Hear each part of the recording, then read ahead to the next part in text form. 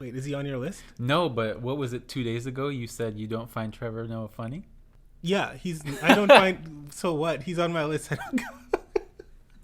But like we were talking about him the other day and you made it sound like you're not really a fan. But this is interesting. Go ahead. No.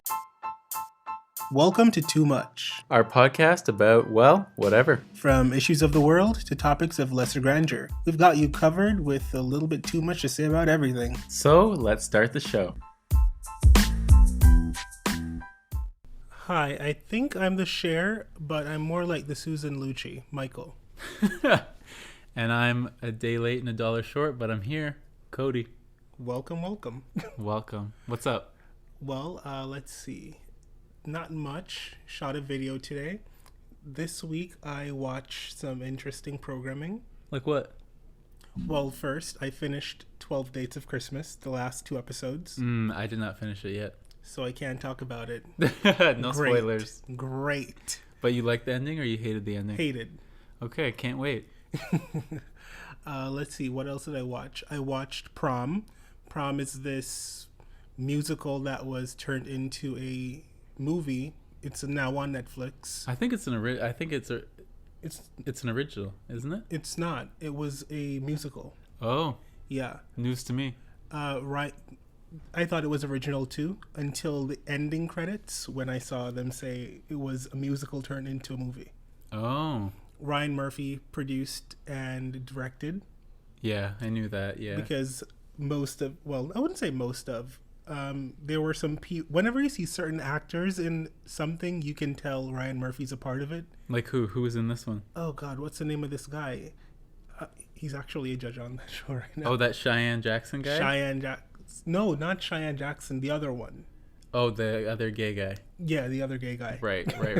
I know who you're talking about, yeah. Yeah, he was playing the bartender that was a disgraced show guy. So the movie was okay. Okay. Did you watch it? I watched the first half hour of it. I haven't finished it yet. So again, I can't give any spoilers. I mean, I don't really care because it's not like it was great. What I have to say about it is the plot has been done. Because it's basically it is a girl in Indiana. She is a lesbian. She comes out as a lesbian at 16. Her parents disown her. She lives with her grandma. She has this little girlfriend that they're secretively dating. She wants to take her girlfriend to the prom. The PTA board is like, no, not on our watch. In our godly Indiana, you will not bring that heathen lifestyle here. So this becomes a big news story, and these disgraced Broadway legends, one would call them. Yeah, I was going to say maybe. One of them is kind of a legend. She has 2 Tonys.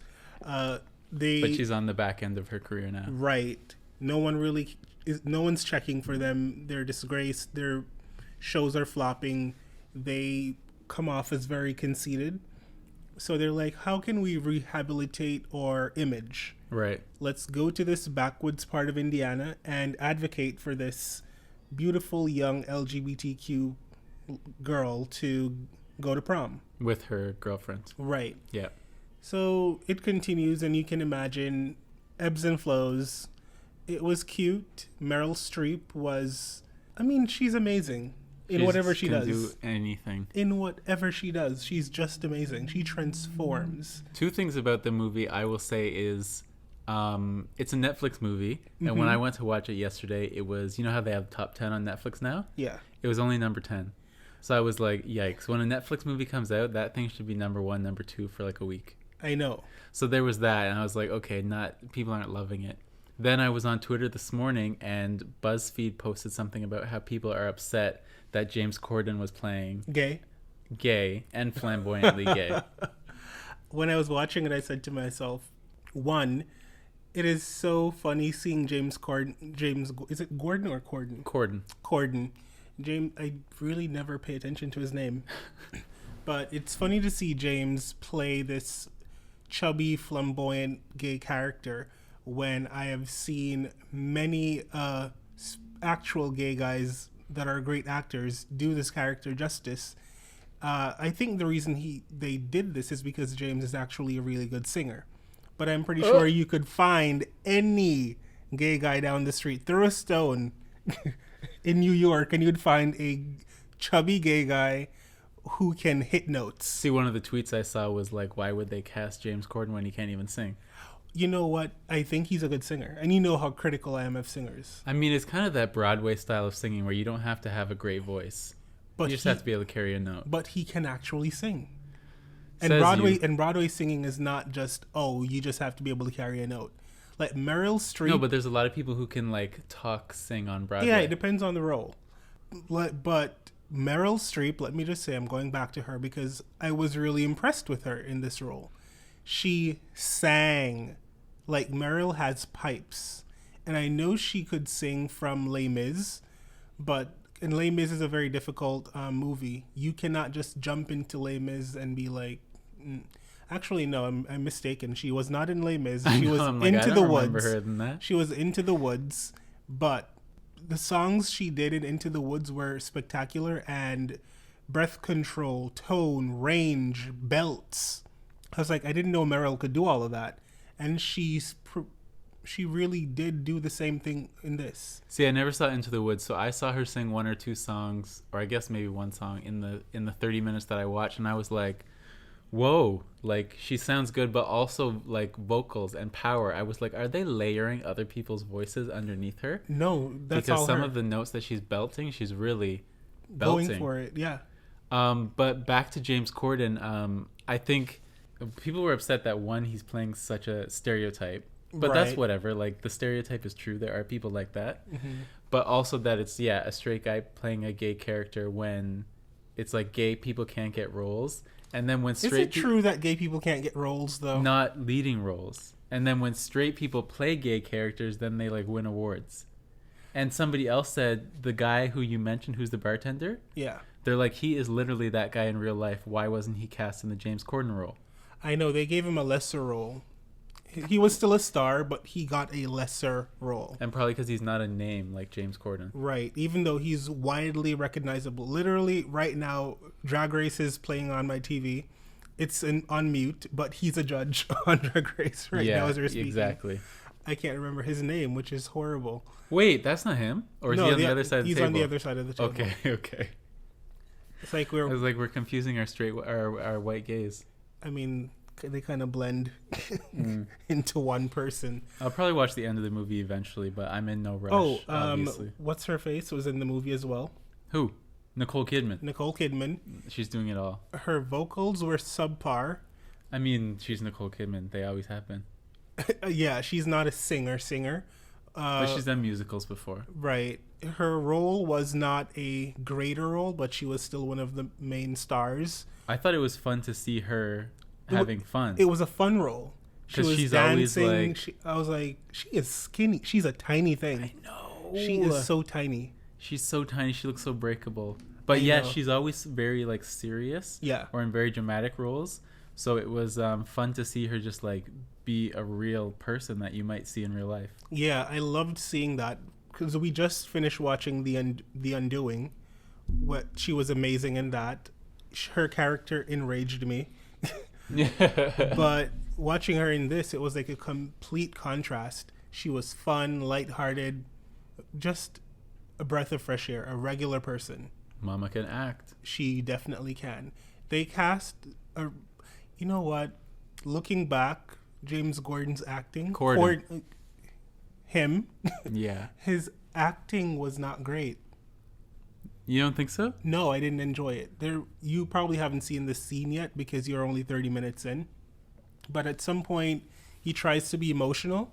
Oh. And I was like, nope, no. That's not working for me. That's weird because I think he's done a lot of acting.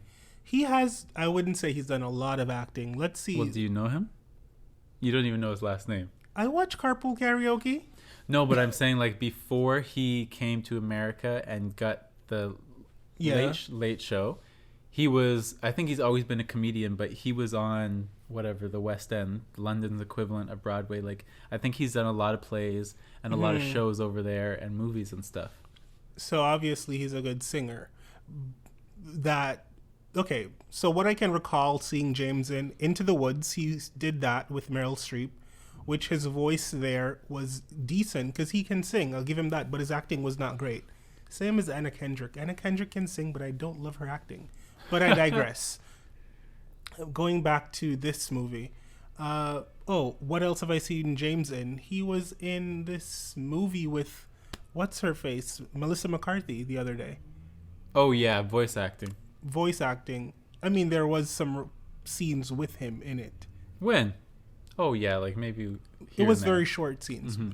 But I don't know him to be in a lot of movies. All I'm saying is, in the Prom, I did not love his acting.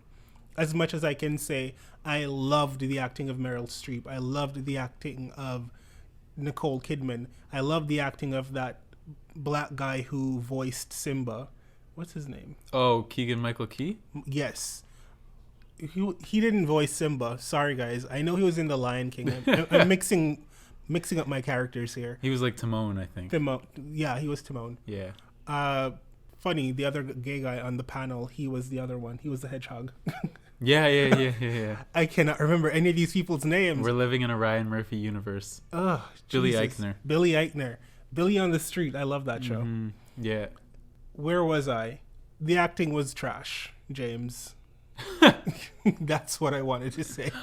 Well, I guess he's not. No dramatic moments for him. No. So what have you been watching?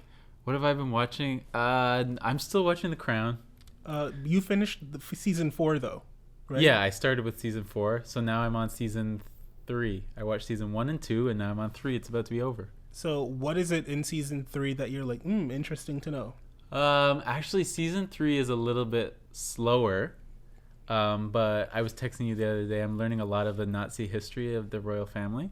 Yeah, the royal blood tainted with Nazi. So that's fun. And just a lot of stuff about Prince Philip growing up, getting abused at this school. Oh, they beat him?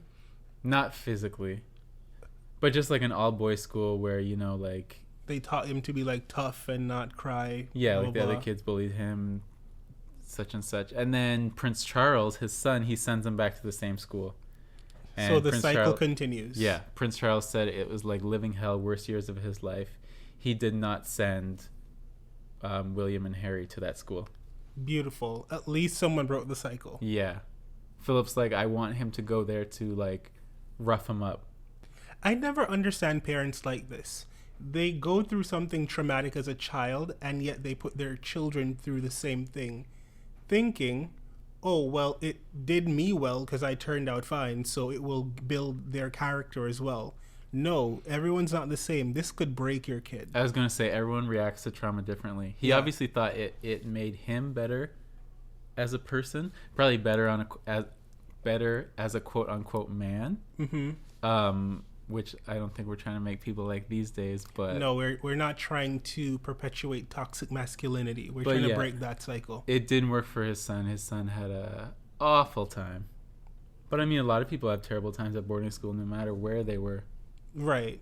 I mean, I always wanted a boarding school experience, but then again, I look back and I'm like, would I really want to be cooped up with a bunch of teenagers? No. The thing is, kids are already...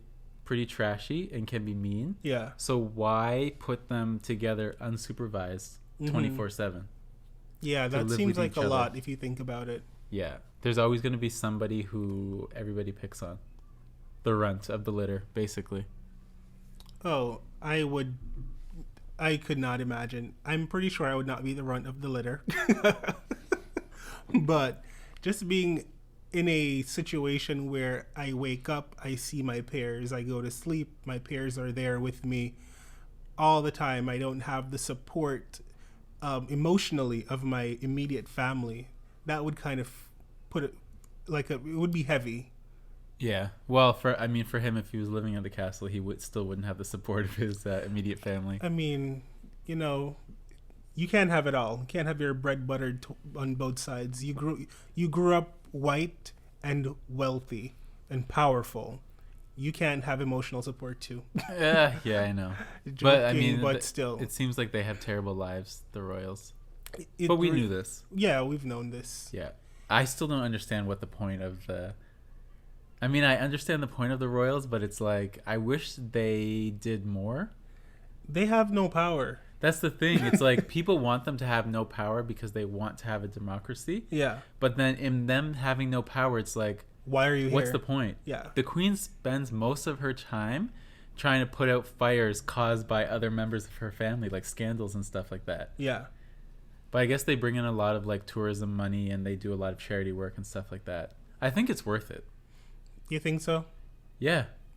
I mean, for those people who like the idea of the royals and they like to go tour the castle, visit, and that's cute for the tourism. And you're right, they do a lot of charity. They go all across the world and they give of themselves time and money.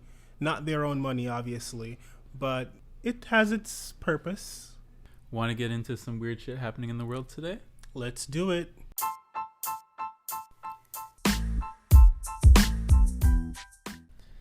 So apparently there's this airport in Taiwan that was allowing passengers to come into the airport, check in, collect their boarding passes, go through security, wait at the gate, and board an airplane. But the airplane didn't take off to go anywhere. They were like cosplaying. Okay, so you can cosplay like you're traveling. Yeah, like pre-COVID. Wow. So I'm trying to understand what the motive was. Was it just for Instagram? Well, I know like in Asia, they're not big on Instagram. They're big on something called WeChat or something like that. So was it just to post as an influencer, like, oh, taking a plane? I don't know. Maybe it's just like marketing for an airline, but they ran a contest and the lucky winners got to act like they were traveling for a day. Wow. I wonder how much money they had to pay for that. Or was it free? Because I'm not paying money to go through TSA and do all of that free. stuff. They won a contest. Okay, well, cool. If I have nothing to do, let's do it. But I'm like, I don't... maybe people who really love to travel. I would never even enter the contest. Same. That's I ridiculous. just think, like, I have better things to do than go sit at the airport for hours for no reason. Yeah. Like, I guess it's like the... Do you sit on the plane for 30 minutes and you're like, okay, this was cute. Now let's deboard. Pretty much. Like, I think once the flight attendants got through, like, oh, this is, jump out this window, then they just got off the plane. At least I want my free ginger ale and a cookie. Also, how is that very COVID safe? I mean, I guess if it was... this is since COVID has been going on. Yeah. I guess if it's a big plane and they only let a few people on... Either way, it's not safe because you don't need extra people going in and out of the airport, touching stuff, and just being there if it's not necessary. If you're not traveling, then stay home. That's weird. Word. Okay, so there was this 29-year-old woman in California, and she was running from some shady characters on a train, and her fiance told her to hide her engagement ring. So she popped off the ring and swallowed it. She woke up and realized that it was a dream. Jesus Christ. She went back to sleep, but then she woke up in the morning and there was no ring on her hand. Oh, no. So she actually swallowed the ring. She went to the ER, they took an x-ray, and it was, actually down there, and they had to fish it out. How? Would they, like... I don't know, some medical gear. I always thought if you swallowed something bigger than you're supposed to, you have to, like, pass it.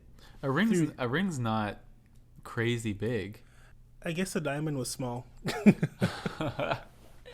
Possibly. But that's wild because the first thing I was going to ask before you said it was a dream is if shady people are chasing you on a train, why is your fiance like pop your ring in your mouth? Why wouldn't he defend you? Because I mean, I guess it was like they were trying to rob them or something like that. So it's like hide the valuables. At this point, we're going to hide it, boo. It doesn't, you could tell it was a dream kind of because it's like, so you're running on a high-speed train. I know, that's why I was like, characters? This is strange, but you said it's a dream, so whatever. Like, is the train empty? It's just you and the characters like running down the cars?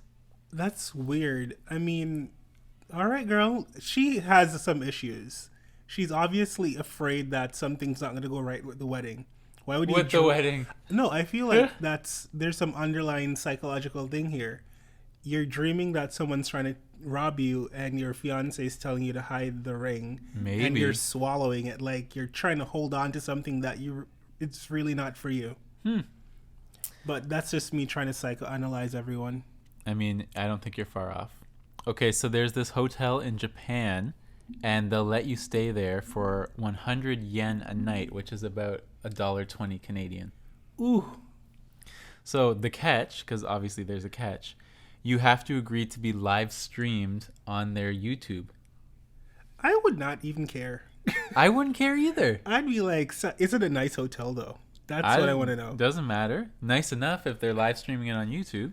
I mean, if it's a decent hotel, clean sheets, no bed bugs, and room service, sign me up. You can watch me sleep all night. Exactly. You'd just be watching me flip through channels, ordering room service, stuffing my face, and sleeping. Oh, that's what they said. It's like they just watch people like drink tea, read, and once a guest attempted to play Twister by himself. Oh. I mean, he must have like known he was on webcam, so he's like, let me entertain them. Random stuff. But it's like, okay, I won't have sex that night. I'll just sleep and I would do this by myself business. And then go back with a bunch of friends. Why not? Be like, let's all just stay in this room and we'll just act $1.20? Yeah. That's crazy.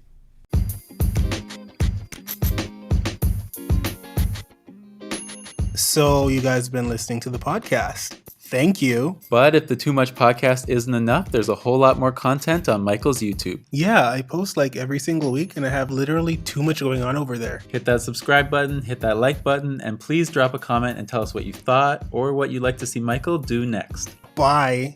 Oh, no. Back to the show. All right, so today's topic is our top 10 favorite celebrities of 2020. Yeah. I have a list of 5.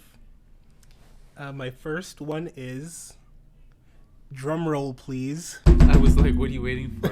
Beyonce. Obviously. Okay, so why was she one of your favorite celebrities of 2020? So, for multiple reasons. I chose my list based off cultural impact and people that I personally enjoyed throughout the year. So, she started off the year donating to Houston and to different organizations because of COVID. We know that happened, still going on. She was partnering with the CEO of Twitter, giving money to different groups that needed help to cope throughout this time because a lot of people were not able to work, yada, yada, yada. That's just one part. Then she went ahead and she made an anthem for the summer, which is Black Parade.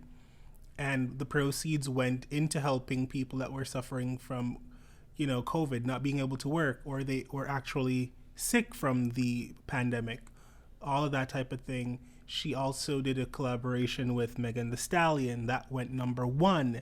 And proceeds from that also went to, Black Parade's proceeds went to small businesses. Yeah, Black-owned businesses. Black-owned small businesses. And the proceeds from the Savage remix went to COVID relief. Mm-hmm. After that, she also released Drip 2, which y'all know I'm excited about. We did a whole episode about it. I have a whole YouTube video about it.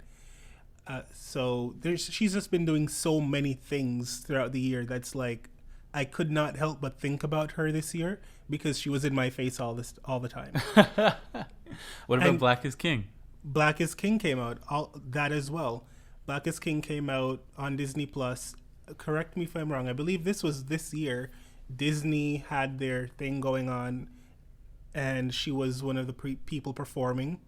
Oh, she was on the first time they did a Disney sing-along. Sing-along. That was early on this year. She sang beautifully, as always.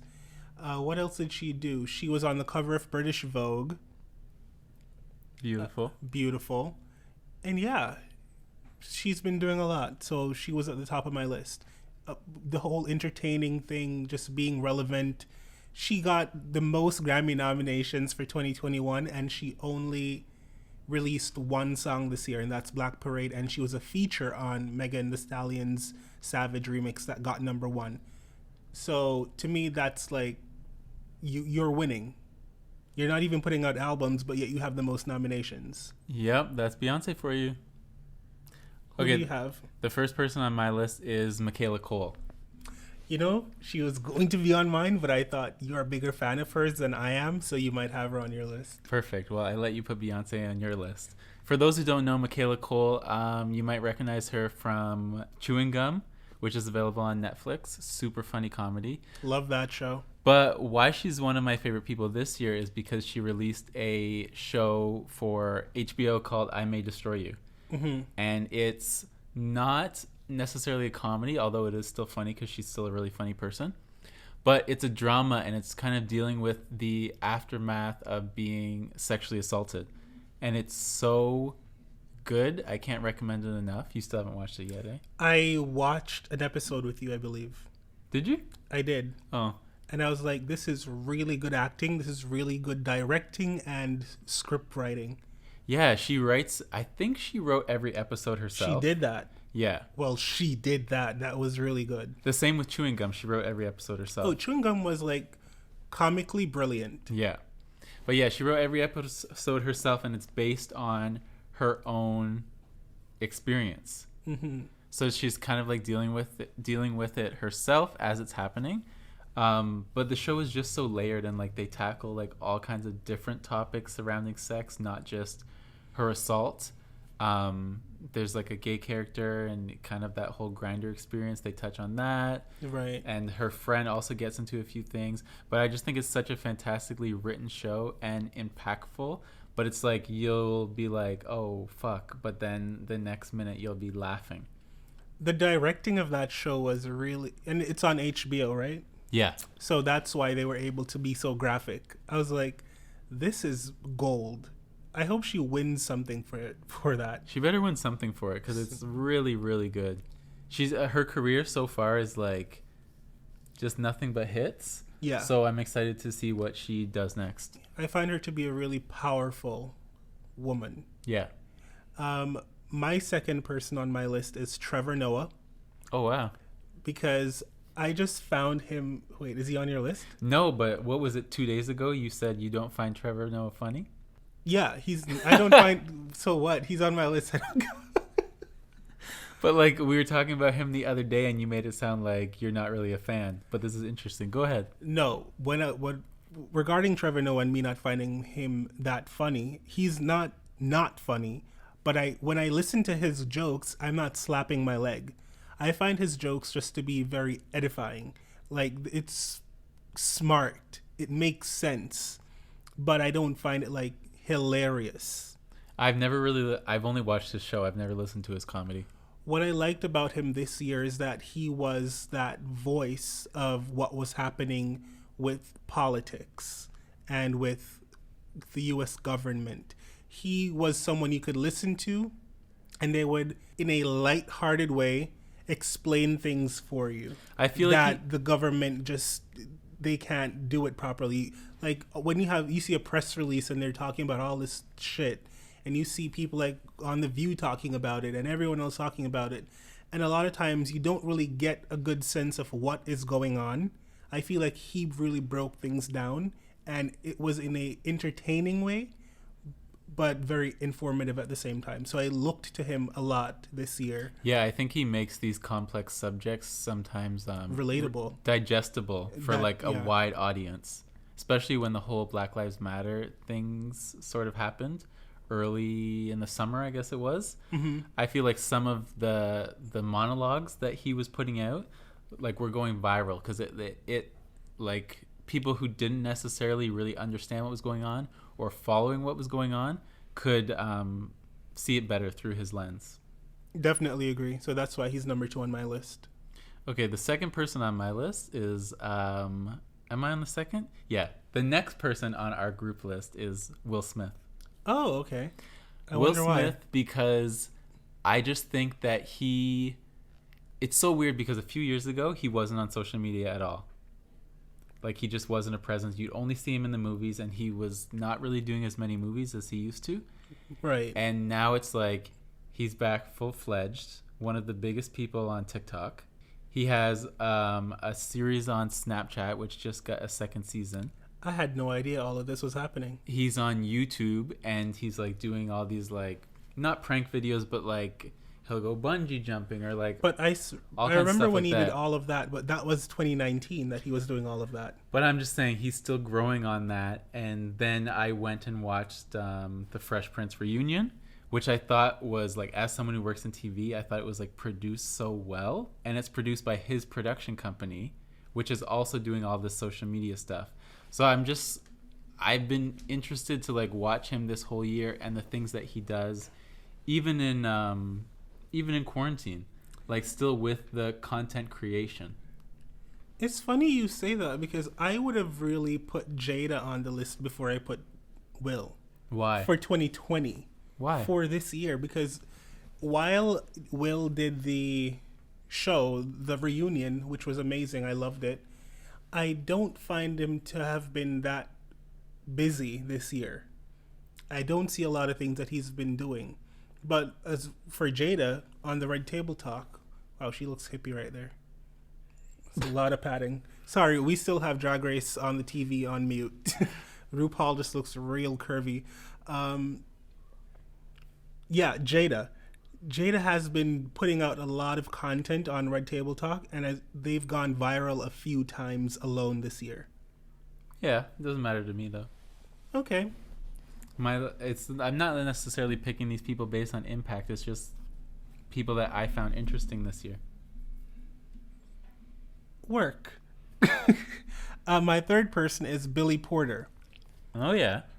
Billy Porter is on my list because I found that he was very active he's always been very active with LGBTQIA+2 rights. And he's continued his activism throughout the pandemic while sheltering in place. He's also been very vocal about voters' rights and the importance of voting and trying to get new people to go out and register to vote. And so I really enjoyed his journey this year in doing so. And he was still like trying to uplift people, doing little fashion competitions on his Instagram, fashion shows. So I really enjoyed Billy Porter this year. I would agree. I like him. I like him a lot, and I'm glad that he is starting to get recognized for his talents because he's been in the business for a long over time. 30 years. Yeah. So now the fact that he is such an amazing actor, just becoming a household name, such a great vocalist. Yeah, absolutely. Okay, the next person on my list is Lady Gaga. Huh? Yeah. For what? Rain on Me? No, just for that Chromatica 911 intro thingy.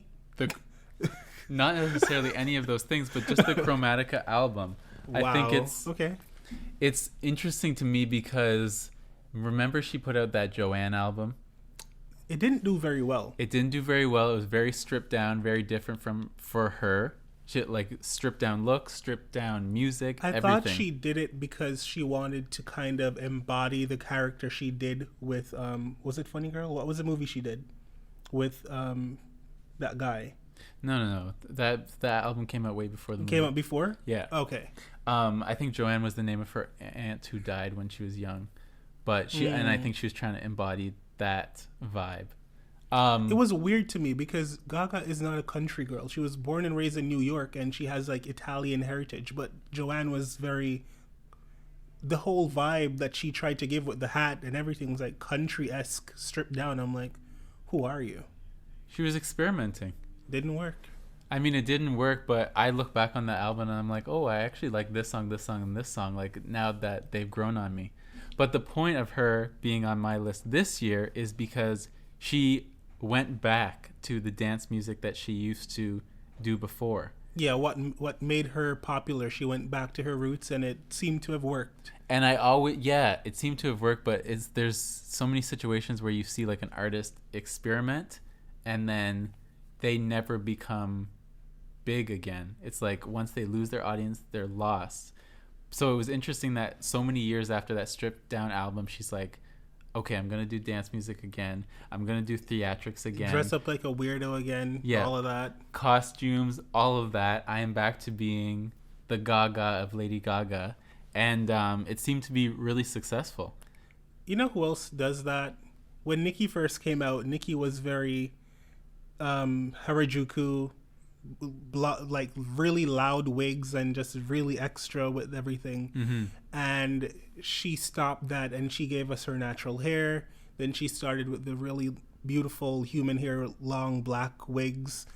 And then she went right back to the colored wigs. I was like, I guess she didn't feel as well received as she was when she was, more outlandish. So she tried to go back to it. Or maybe it was just that was the aesthetic that she wanted to attach to that album, that moment in time. Yeah, I'm not going to talk about anyone else because people are going to say I'm biased and I love this person. So let's see. Who else is on my list? Megan Thee Stallion.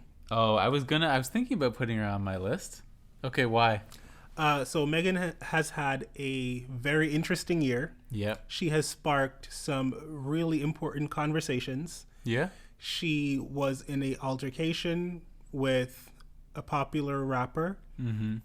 What's his face? He's from Toronto, I think. Tory Lanez. That guy. And she was shot in her foot. Well, in both her feet, right? Yeah, she was shot in both feet, which is like weird, but it happened. There was like a helicopter above her. There was police there. This was all during the pandemic. She really stayed silent for a very long time with regards to who shot her, which was weird. Sparked a big conversation online, big debate. She finally came out and said, "This guy shot me," and he denies it and all of that. We know the story. So that conversation got sparked. Domestic abuse, protecting black women.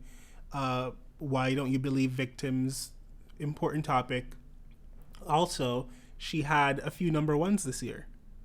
Or was it just one number one? One. I think it was just the one. Yeah, just the one. She had her song Stallion, Hot Girl Summer. Savage, sorry. I keep going through all of them. It's like I'm trying to find which one. Your mom, you don't have like a lot of siblings, but for those of you who have a lot of siblings, my mom used to do that. She did it too? Yeah. Oh my God. And my grandfather would call me like 6 names before he got to my Cody. mom would call every one of my siblings' name before she got to mine. But anyways, this song Savage, it did very well initially.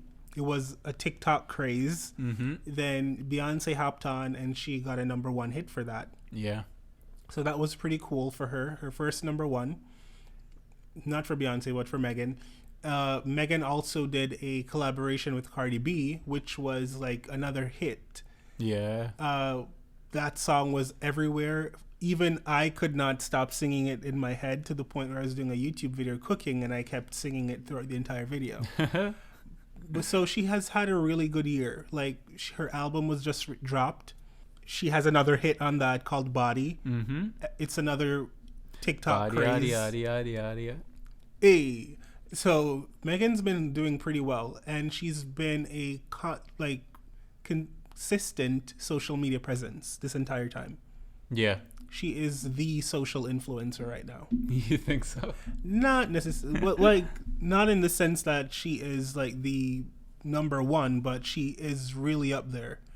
A lot of people are looking to her to see what she's doing next. She had she's a rising star. She is. She also had a Fashion Nova collaboration, and that sold. Oops, Mike. That sold like $1.3 million in a day or something. Mm. So she's breaking records and she's doing amazingly. 2020 is her year. I love her. She nearly made my list, but I was like, Not quite.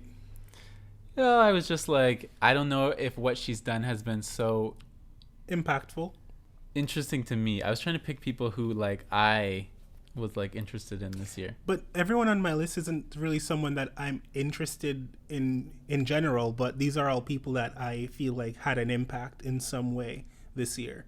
Yeah, see, not just a one-off. They did one thing that was cute. I was picking people that were like interesting to me. All right. That explains the Will Smith. The next person is LilNasX. He's a good one. Yeah, I just think that this year he's like leaning into his authentic self really hard. Love that for him. Which is nice to see. Whether it's like trolling people by like being over the top gay, or whether that is how he is, it's yet to be determined, because we'll see if it continues. But I'm just happy to see him like living his authentic life, being himself, and having fun with it as well. Yeah, I saw him do a collaboration with that YouTube beauty guru, James Charles, and I was like, okay, he's doing that. He's wearing makeup more often. He is exploring different facets of himself. He's just trying to figure out who he is. He's still a really young guy. Mm-hmm. So he has not done developing or understanding who LilNasX is yet. He's finding himself. I think that's kind of what sparks my interest too, is like we're watching him grow in real time. Yeah, I like that. Yeah. Plus, he has this really cool song, Holiday. Go stream it. Is it really cool? You know, I haven't listened to the entire song, but I like the video. Yeah. That's the only thing about him, is like, he interests me. The music, not so much. Yeah. It's like great visuals, but the music is just like disposable. But that's the same thing with me and Cardi. Crap. Like, I could do without Cardi's music. I wouldn't really care either way. But as a person, she interests me. Yeah. So I'll support whatever, you know? And he has that same effect where I'm more interested in who you are as a person. But if you put out a project, I'll check it out. And that's why I'm not even worried about the whole one-hit wonder thing with him, because I think that he'll always have a career and be famous, whether it's music or not. He's super smart with how he markets himself. Yeah. That's for sure. He will be around forever. Last on my list is Kamala Harris. Oh. Vice President-elect Kamala is the first female Vice President of the United States elect. I'll keep having to say that because she hasn't been sworn in as yet. She is also a person of color. She is, I believe, half black, half Indian. Yeah. And that's monumental. It is. She has given us memes with her debates over the year, throughout the year. She has... You know what I love? The fan cams, where they'll put like a City Girl song and then a bunch of clips of her. Oh, yes. A bunch of clips of her dancing. She's always dancing. She's such a good, fun time. She is brilliant. She is beautiful. She is ready for this job, and I'm just so proud of her, and I can't wait to see what her administration does. It'll be interesting to see if she runs for president after 4 years from now. I think she will. I think she will too. I mean, she already tried this time around. I think she will, and I think depending on how this 4 years goes, if her and Joe Biden do a really great job, she will have it in the bag. Hopefully. We'll see what Joe does for her. He better not mess this up. Or maybe he'll have some health issues and she'll just have to step in. Well, let's not put that into the universe. I already did. But if it happens, it happens. Mm-hmm. Okay, so the last person that I have is Maitreyi Ramakrishnan. You know who that is? I do not. I do not know who that is. The girl from Never Have I Ever. I'm trying to remember what that show is. Have I watched that show? Yes, the Indian girl on Netflix. Oh, I love that show. Is it renewed yet for a second season? Perfect. It got renewed for a second season. I love her as a person. Just like the place that I have worked has interviewed her a few times, so I've seen I haven't seen her in person, but I've seen her talk, and she just seems like such a ray of light. Right. And also she's Canadian. Love that. From Mississauga. Still lives in Mississauga with her family. She does. But, I mean, it happened before 2020, but it's just amazing that she was, like, part of, what's her name? Mindy Kaling's, like, audition of, like, thousands of people. And Mindy picked her. And then she showed up on set. She has no experience. And then she killed it. You know what's funny? When I first saw the trailer for her show, Never Have I Ever, I said, this little girl reminds me of Mindy Kaling. Yeah. And I didn't know at the time that it was a Mindy project, but it was a Mindy show. Like, Mindy was producing and all of that. Yeah. I was like, this real girl reminds me of her. And not because she's brown, but her mannerisms and just her comedic timing and how smart she is comedically.